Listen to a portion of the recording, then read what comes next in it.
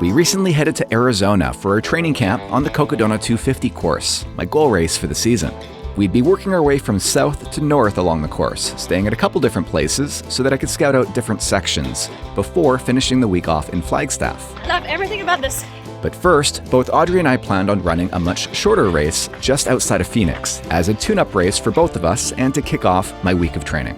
And I'll show you highlights from all of that now on this, the first episode of the 2026 season of Time on Feet.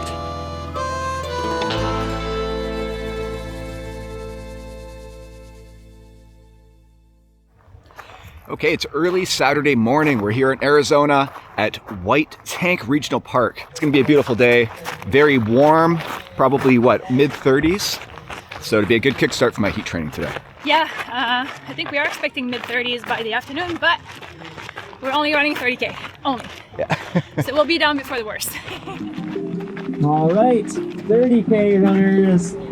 We've got 5, 4, 3, 2, 1, carry on. Get out of here. The Mesquite Canyon 30K is part of Aravaipa's long list of events throughout Arizona. We were looking for something short to jump into fairly last minute while we were in the area, and this one sounded like fun. But the region happened to be under a heat advisory, so we are now expecting unseasonably warm temperatures.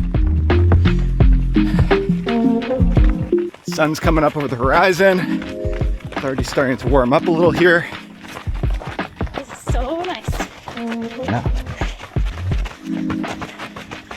Very happy we're doing this.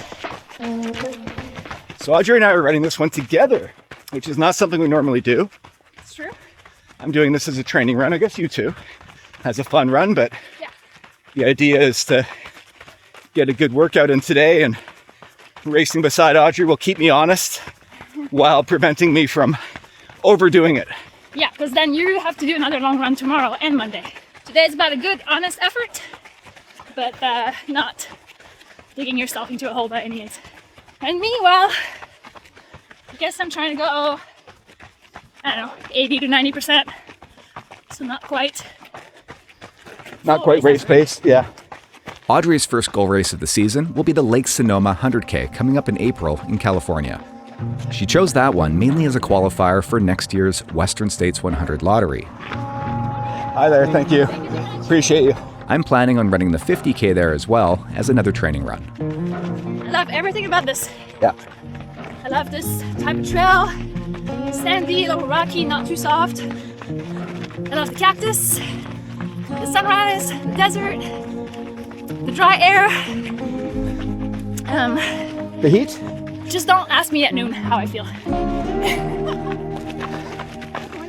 Hi there. Nice job. The 30K course is essentially a big loop and for the most part would be pretty runnable, aside from one fairly big climb around the middle.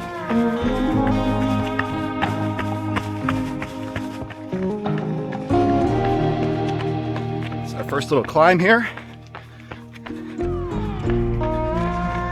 This was all taking place in White Tank Mountain Regional Park, about an hour's drive west of downtown Phoenix.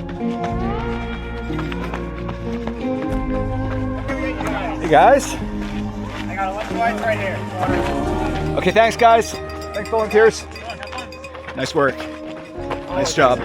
Okay, we just left the first aid station there at about 10 kilometers.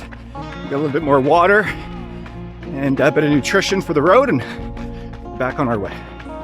Nice work, guys. Nice job. Start of a big climb. Yeah, this course really is just mostly flat for the first 10K, and then a really long gradual climb in the second sort of 10-kilometer section, and then I guess a descent down to the finish. A little rockier through the section, hey? Ah. It's like a dried riverbed.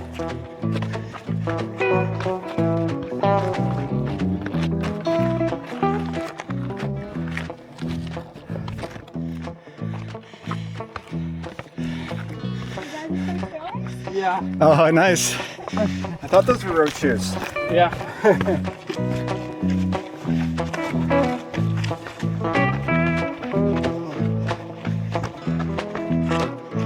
Yeah. Oh, cool. Nice. Nice job. Runner up. Runner up. Nice job. So there's a few different races happening today. Those must be the lead runners from either the 50K or the 50 mile, which must come back this direction in the course. Nice job. At this point, the trail did start to get a little congested, with both the lead 50K and 50 mile runners descending from the opposite direction. Nice work. Nice work. Hey, thanks. Thank you. But it would give us a chance to see some familiar faces. Nice work, Alicia. I missed her there on camera, but that was Alicia Woodside from Vancouver, I guess Squamish, BC now. Looks like she was the lead female, eh? No surprise. Nice job, Alicia. First race back after her second pregnancy. Nice job. There were a few hazards waiting for us, though, anytime we stepped off the trail. Ooh. Ow. That took some blood. Nice job. Yeah, it must be second place female there in the 50K, just about 2 minutes behind Alicia. And third, Becky. Hi, how are you? You're looking great. Yeah, now about Alicia. None other than the legendary Becky Bates, also of BC, Canada. I don't remember her age, I'll put it on screen. Phenomenally inspirational veteran athlete. Good job, guys. Hey, Jamil, thought we might see you out here. How you doing? Nice work. The saguaro is a cactus species that can grow to be over 12 meters tall. That's native to the Sonoran Desert. And as a Canadian, it's probably one of my favorite things to see in Arizona. Wow. Yeah, A little bit more rollers. just a little bit more climbing, and then we start to descend. Hey, nice work. But my bad luck with the vegetation continued. I got my hand dragged through a little bush back there, and I completely scratched it up. Look at this. Man.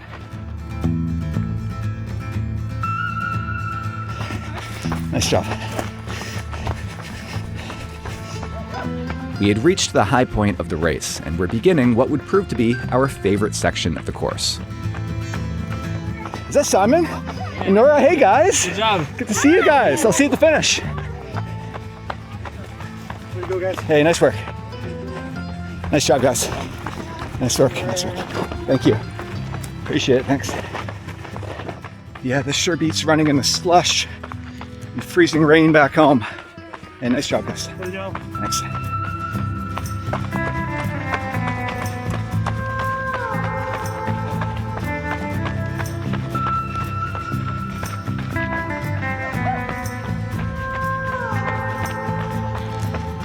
Oh wow, look at that trail.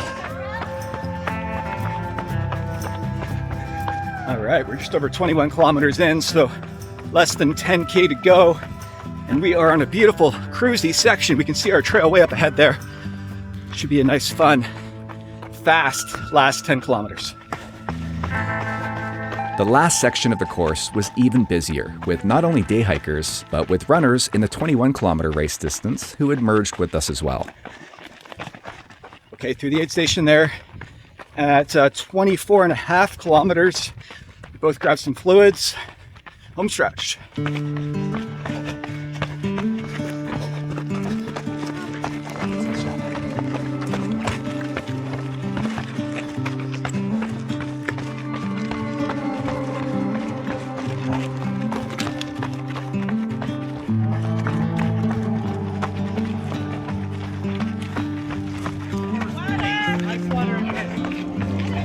Yeah, why not? Oh, yeah. Feels good. Thank you.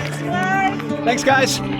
Okay, there was one last little aid station there at about 27.5K, so just 3 kilometers from the finish, but we were already out of water, so we topped up. It's quite warm. I also got dunked with some ice cold water. That felt great. Here we go, final stretch. Yeah, it's getting warm, eh? Yeah, it definitely feels warmer down here Yeah, in this valley. at least a few degrees warmer. But we're almost done. Almost done.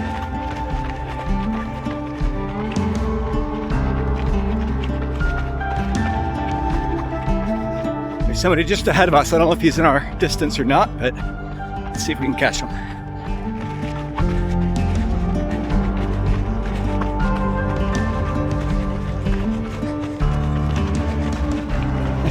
Here we go. We crossed the line in 3 hours and 33 minutes, tied for 20th place, with Audrey finishing 4th female. Oh, thank you. We figured we'd hang out to see some of our friends finish as well. I attempted Black Canyon 100K around 2017 and it ate me alive. Like I dropped out maybe halfway-ish, was overheated, went out way too fast. So this was like my second time trying an Arizona race. I think I'm a lot smarter now. I also have kids, so it feels more like a day off to race, and it's like not an option to drop. I was kind of concerned because it was saying it was going to be like high of 35 Celsius. Thankfully, I think it went down to 33.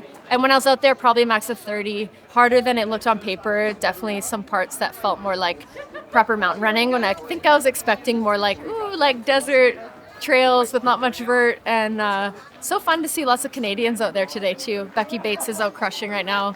I think she's leading the 50 mile. So it's always great to get a hug from her today.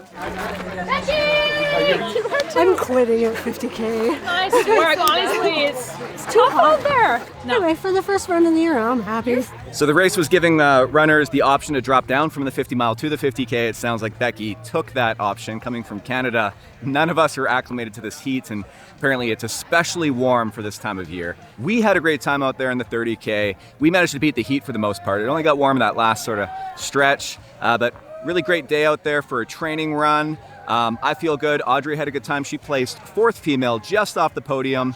We're going to head back to the hotel now and jump in the pool. But before we left, I managed to catch up with Jamil right after his finish. Hey, it was just to get a finish in. It took a lot longer than I thought, but just trying to do some couple back-to-back training races. I did Antelope Canyon 55K last weekend, out here at Mesquite Canyon 50K this weekend. It's one of my favorite Aravaipa races.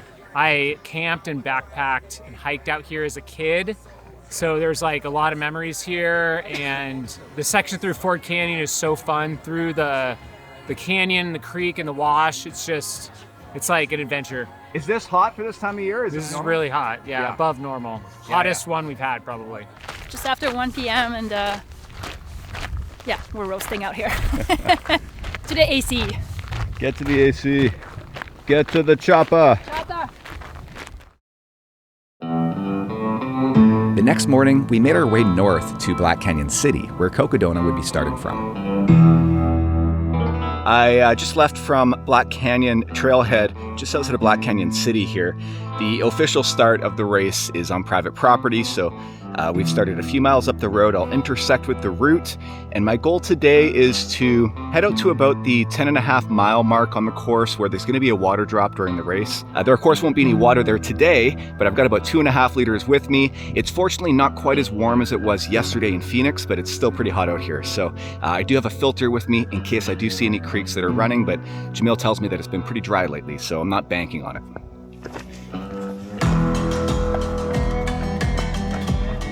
During the race, we'll actually be required to have capacity for at least 4 liters of water, and it turns out I probably should have been carrying closer to that amount with me today as well. A ridge of high pressure had been causing summer-like heat across the western half of the US. Phoenix would reach 100 degrees Fahrenheit, close to 38 degrees Celsius, just a few days later, which it normally wouldn't record until the beginning of May. Well, there's a little bit of water flowing, but unfortunately that's not going to help me this early on.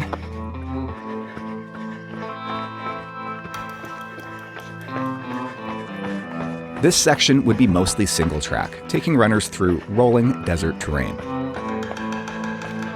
During the race, we'll be hitting this first thing in the morning, so we should have a beautiful sunrise and hopefully cooler temperatures as well.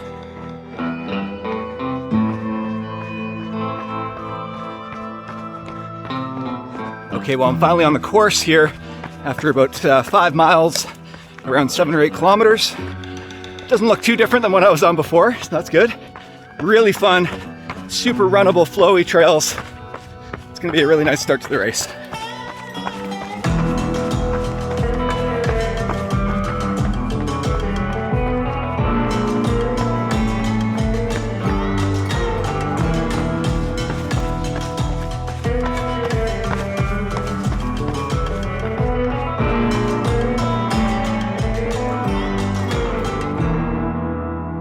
This is a Gila monster, the only venomous lizard native to the United States. And it turns out that seeing one in the wild is a very rare occurrence. The Gila spends more than 90% of its lifetime in its burrow. Hidden in its venom is a compound that helps regulate blood sugar, something it uses to survive long stretches without food. That discovery would go on to shape modern medicine, becoming the foundation for drugs now used to treat diabetes, and more recently, weight loss as well, in the form of GLP-1 based drugs.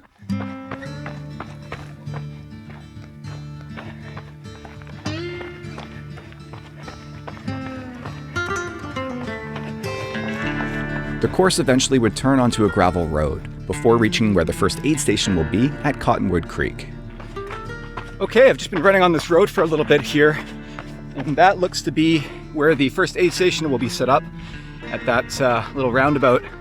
It's called Cottonwood Creek, 7.4 miles into the race. I guess this is the creek here, which, as you can see, is totally dried up. So, fortunately, I've still got lots of water left. It probably means I'm not drinking enough, but I should be good to make it back out today in one piece.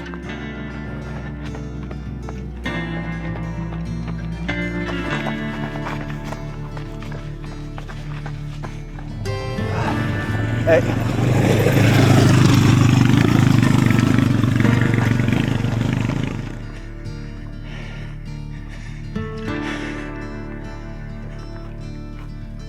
It was getting on in the day, and I was just a little short of my target, so I figured this would be a good place to turn around. Okay, well, I'm at about 15 kilometers here. Still a couple kilometers away from that water drop location where I had planned on turning around, but looks like I'd have to lose some elevation to get there. And it's getting pretty hot. The clouds are burning off. I don't want to get into a potentially dangerous situation out here, so I'll turn around now. That should give me about 30 kilometers for the day. It is a net downhill on the way back, so it should be a little bit quicker on the way out.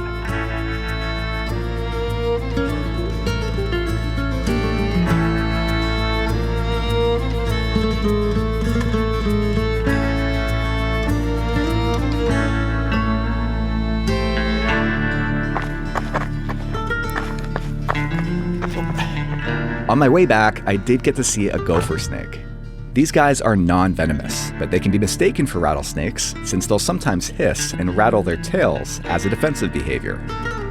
I've still yet to have the chance to see a rattler in the wild, but perhaps that's for the best.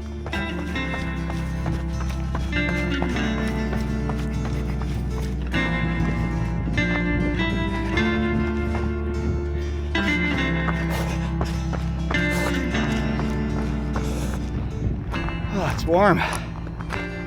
Hi. It's hot. I can't believe you run that long. Yeah. I'm cooking in here. Yeah, I'm dying. We then drove about 90 minutes further northwest, leaving the highway to take a dirt road to the old mining town of Crown King, where an aid station will be set up around mile 37 of the race. That was a great first day on the course. I feel very lucky to have seen a Gila monster in the wild. We're now here at Crown King. This is going to be the first crew-accessible aid station during the race. We were here last year when crewing for Jeff Garmeyer. It was quite exciting because, at this point in the race, all the race leaders are still together.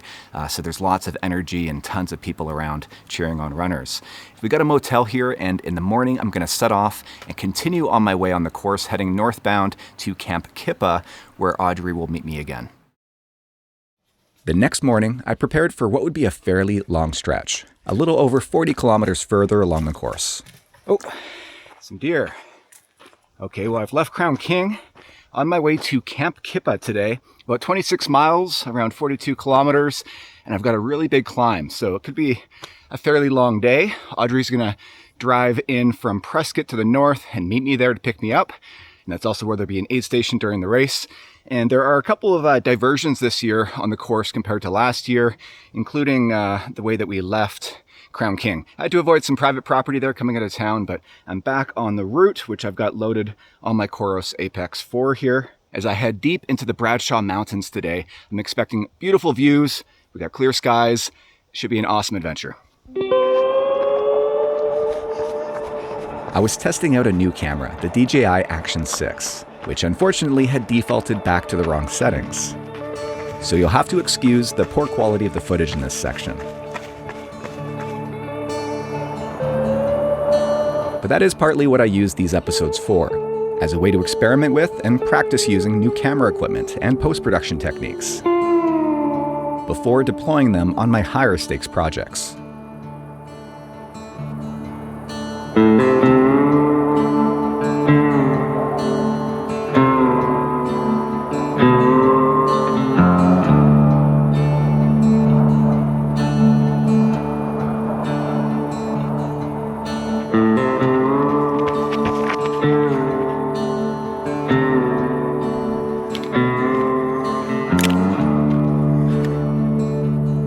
This stretch was really exposed, which could actually get quite cold at night. There's a reason for the mandatory gear check before leaving Crown King. It was mostly dirt road, but it should make for some fairly easy miles during the race.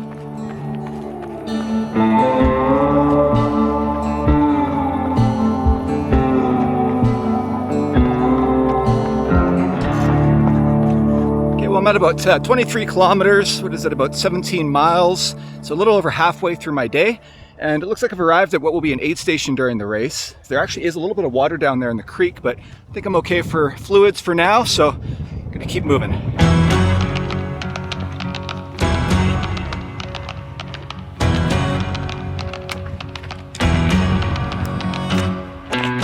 I'd finally reached a stretch of single track that I would follow for the final 3 mile or so climb up to Mount Union, one of the highest points in the Bradshaw Mountains. It's there where I hope to see Audrey near the summit.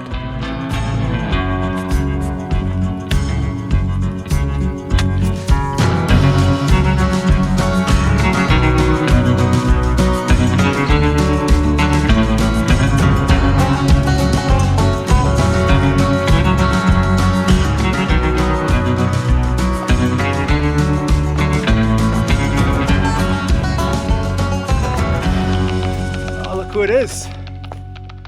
My pacer has arrived. Hi.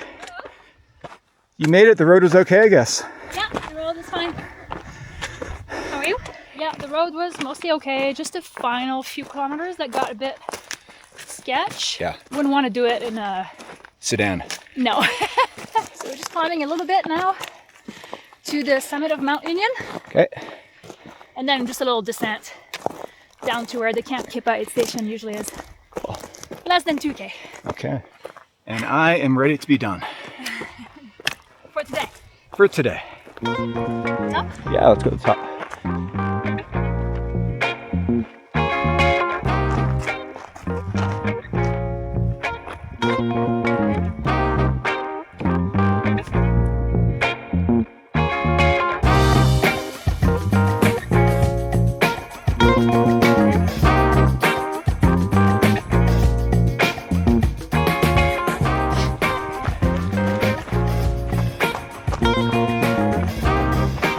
We headed on to Prescott, where we'd be spending the next 2 nights, which gave me a chance to recce a few miles of the course as it runs the road into town.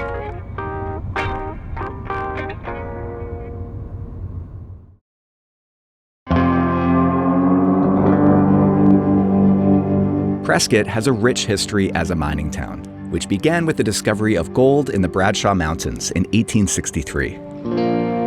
It's home to the Whiskey Row aid station, where we'll be able to pick up our first pacer during the race.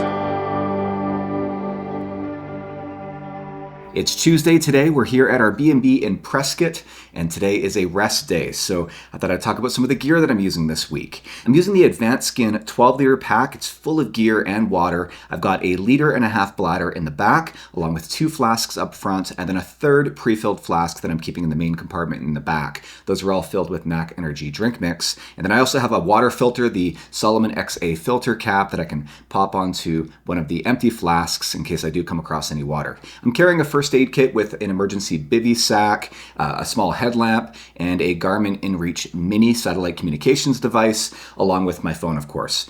I've been training with poles since I will be using those during the race. I'm using the Lecky Ultra Trail FX1 Super Light, which I've got stored in my quiver attached to the back of my pack when not in use. And everything else that I've been wearing and that I'll be using during the race is tried and tested apparel from Path. Essentially my kit from the Mammoth 200, including the Sykes PX shorts, the Wadi tee, the Saguaro hat, and of course the Moab arm sleeves that I helped develop. And as for shoes, I've been testing out a few different options over the past few months, and I'll likely rotate through a few different pairs during the race. One of which will be the Normal Tomier 2, which I've been using this week. I've become a huge fan of Normal recently, mostly because of the fit. I also brought with me the Normal Churag 2, which I used for the Mesquite Canyon 30K earlier in the week. You've likely heard me talk about these shoes before. I have the Mount to Coast H1 with me. I've been traveling in those, and I may use them during the race as well, along with a pair of the Salomon S-Lab Genesis. They've kind of been my go-to for the last couple of years. I used them during the Mammoth 200. I just know they work really well for me. We spent the morning doing laundry and catching up on a bit of work before going for lunch downtown and walking around a bit. But tomorrow is going to be another big day as I head up and over Mingus Mountain. The next day, I prepared for what would be my longest day on the trail for the week, close to 29 miles from Thane Ranch up and over Mingus Mountain to Jerome. Fortunately, Audrey would be meeting me halfway so that I could resupply, with the option to bail out there as well. I'll meet you at the Mingus Mountain aid station. Okay. That's 12.5 miles for you. 20K. Easy peasy. Okay, see you. See you in a couple hours. I had paced Jeff Garmeyer from Whiskey Row to this point last year, so it seemed like a good place from which to pick up the course. So I'm just leaving the spot where the Thane Ranch aid station will be set up during the race. I don't want to cut through this private property here, so I'm just going to go around, pack through the RV site here, so not off to a great start.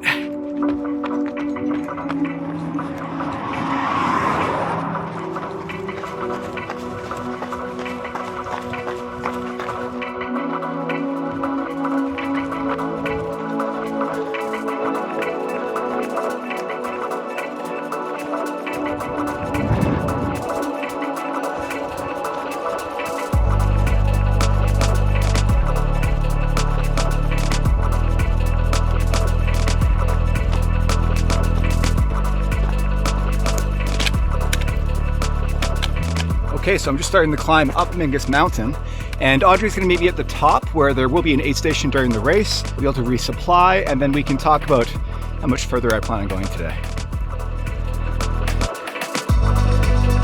This section is known to be difficult, but I felt right at home within the mountainous terrain, and I was excited to see what I hoped would be some great views from the top.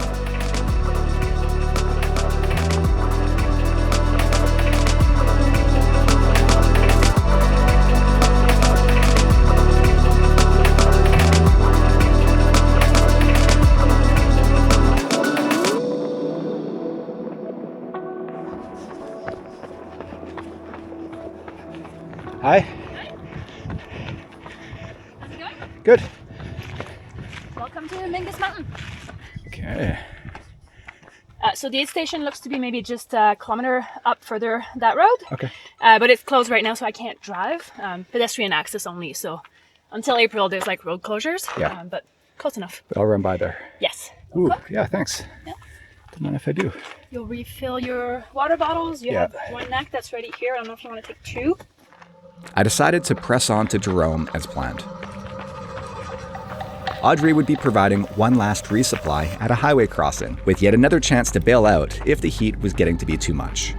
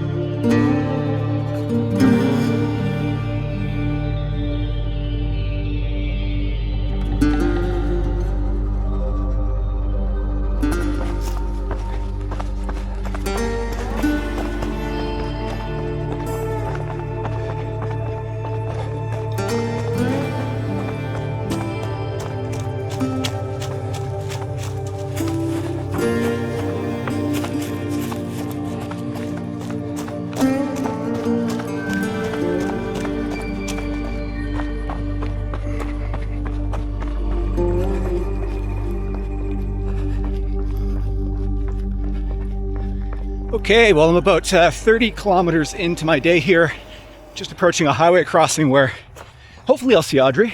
Then I've got to decide if I'm going to keep going or call it a day for today. Oh, there she is. Hi. Welcome to my office. Oh, you're all set up here. Yeah, so I got some shade here, which is like the only shaded spot in all of the land. I'm just doing some Training Peaks workouts and comments and responding to some emails and stuff like that. For your clients? For my coaching clients, yeah. Nice. Yeah, fill up your bladder as much as possible. So, well, I've decided to push on to Jerome. So another 17 kilometers or so, but it's mostly downhill, or at least it's a net descent. So shouldn't take me more than a couple of hours. I've refilled both bottles, my bladder. I've got some more nutrition. Here we go.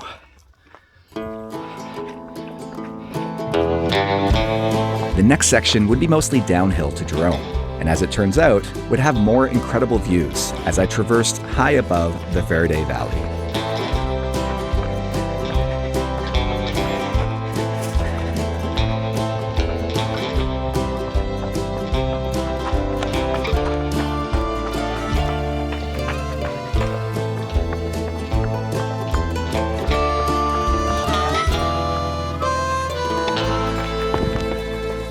Jerome is another historic mining town, now an artist's enclave and popular stop for tourists. And it's from here that I had started my second pacing shift with Jeff. So I'd seen the following 9 miles or so from here to Dead Horse Ranch as well. Hi. You were fast. Yeah. Mostly downhill. A lot of downhill, yeah. Yeah. Yeah, good thing you made quick work of that because we got to get out of here by 4:30. The gate's closed. Okay. That night, we headed to Flagstaff at the end of the course, which would be our home base for the remaining 3 nights of our trip. The next day, we headed to Fort Tuthill, where there'll be an aid station at the 210-mile mark. Getting started at the crack of 11 a.m. Well, a bit of a later start today. We parked over at Fort Tuthill, and I'm running over to Walnut Canyon, about 16 miles, roughly 26 kilometers. And these first few miles actually overlap with the Flagstaff Crest 39 mile that I ran last year. That starts back at Fort Tuthill as well. And Audrey's joining me for the first few miles too. She's gonna do a little out and back and then head back and pick me up at the end. Legs are feeling pretty good today. I think my body's handling the mileage pretty well this week, but I'm definitely feeling the altitude up here at Flagstaff. So that'll be my focus to work on when we come back in April to get some altitude training in. Yeah, I definitely feel it as well. It makes everything a little bit harder. Yeah. It doesn't help that I'm fighting a cold this week. So I feel like already I can't really breathe. So yeah, I'm just gonna do a short one again today. Yeah.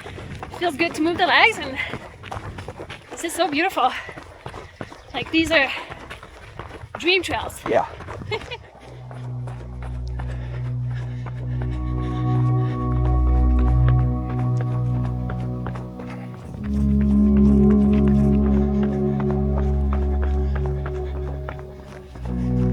This leg would be a mix of single track and double track before entering the Walnut Canyon.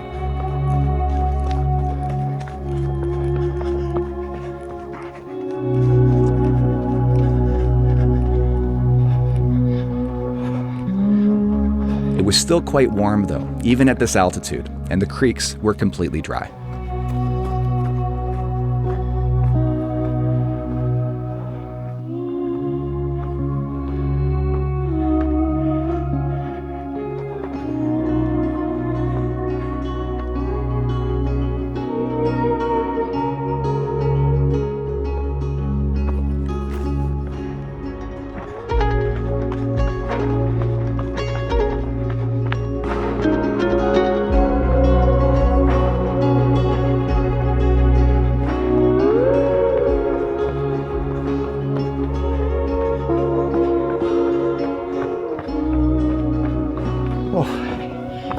Warm, almost out of water, but it's got about 2 miles left, 3 kilometers.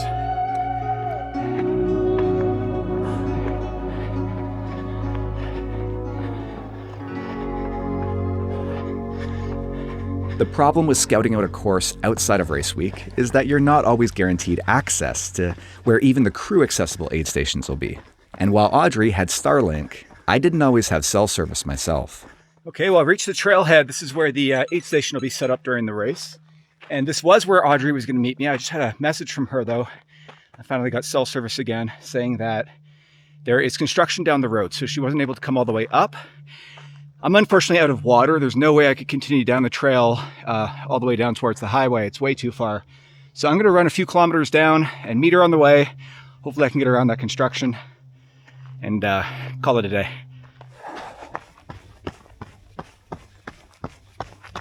Oh, looks like Audrey got through. Yeah. I love a ride. So we're just driving reverse along the course here and make a quick stop at the Kelly Canyon aid station to make sure it is accessible for me today so that we don't run into the same issue as yesterday. The last day would be another pretty big one as I picked up the course a little further south from Schnebley Hill, near where I had left Jeff after my third leg of pacing last year from Sedona. So I've got 14 miles. 22K. 22K. 2 months. To months, okay. And then from there another 13 miles. 13 miles, 21K. Okay. Okay, here we go, last day. And it's going to be another big one. This leg would take me close to 27 miles, or 43 kilometers, to Kelly Canyon. But Audrey would be meeting me around halfway at Munns Park, where the course crosses back over the highway, so that I could resupply. I don't know if you can see, but there's water squirting out, hitting me in the face from the bite valve on my bladder hose here. This is one of the many reasons why I hate and tend not to use bladders. They're hard to fill. It's hard to tell how much you've been drinking, how much you have left. And a single point of failure like this can compromise an entire, in this case, 1.5 liters. You know, whether it's at the bottom and you find your bladder's leaking in your bag, or at the top here. I much prefer just carrying extra flasks in the back of my pack. They're easier to fill, and you can much better ration and track your water intake. Now, of course, when running in warmer climates or even just doing longer runs, bigger races, I typically do need to carry a bladder as well as flasks. And during Cocodona, there'll be points in the course where we actually need at least 4 liters water capacity. So I'll likely carry a second bladder as well in a larger pack. I still have to figure out what pack that's going to be.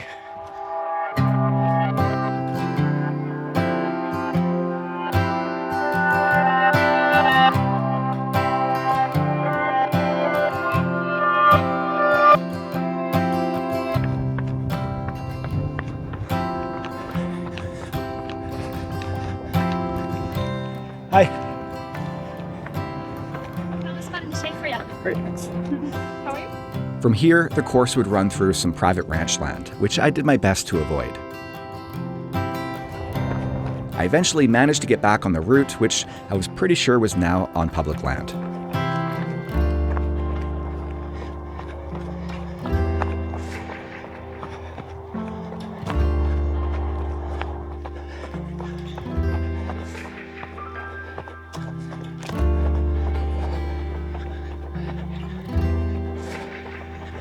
This last stretch was really exposed, and it was hot.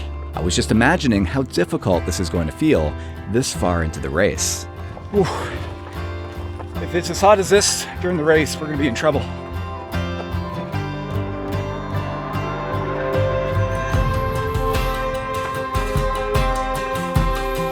So that was the end of what was a really confidence-building week of training. In total, I covered 135 miles, or 218 kilometers, over the 7 days we spent in Arizona. And I got to see a good 100 miles of the course, on top of the roughly 40 miles or so I'd covered last year.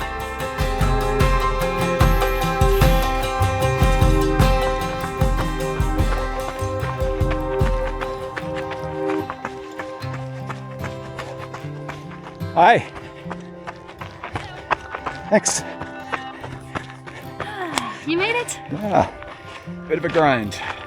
Yeah, no kidding. Bit of a grind. We've been back in Vancouver now for a couple of weeks, but we'll be returning to Arizona in mid-April to stay until the race start on May 4th. So I'll have a chance to do a couple of more long runs and workouts on the course and to cover a few more of the sections that I missed. But I think that the other focus will be to get some altitude training in. So we'll likely base ourselves for the most part again in Flagstaff, along with a bit more heat training, of course, as well. I've been hitting up the sauna here back at home in order to maintain that heat adaptation, doing some passive heat training as well as a bit of heat suit training on the treadmill. But first, we'll be making that quick trip to California to run the Lake Sonoma 50 and 100K. We'll have a film coming from that as well. And of course, there'll be a film coming from Cocodona eventually, so be sure to subscribe to the newsletter if you haven't already to be notified as soon as those videos are released. Wish me luck for my final block of training, which you can hear all about in detail in a monthly series for channel members featuring Coach Audrey, which we call Training Talks. To become a member, click on the Join button from within a web browser.